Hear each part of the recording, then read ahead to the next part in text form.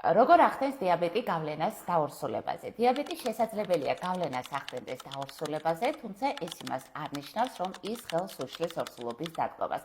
მთავარი ფაქტორი არის დიაბეტის სწორი მართვა.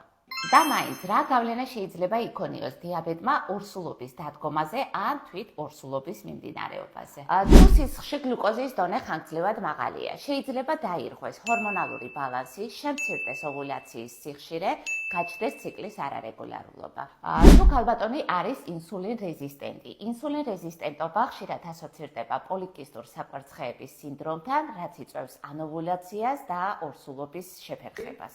დიაბეტის ზრდის გარკვეული გართულებების რისკს ორსულობის დროს, როგორიც არის დიდი წონის ახალშობილის დაბადება, ნაყოფის განვითარების დარღვევები, პრეეკლამსია ან ნაადრევი მშობიარობა. მთავარია არ ინერვიულოთ და როგორც დასაწყისში ვახსენეთ, სწორედ მართოთ დიაბეტი. ამისთვის კი აუცილებელია გინეკოლოგთან ერთად ენდოკრინოლოგის ჩართულობა მთელი ორსულობის განმავლობაში.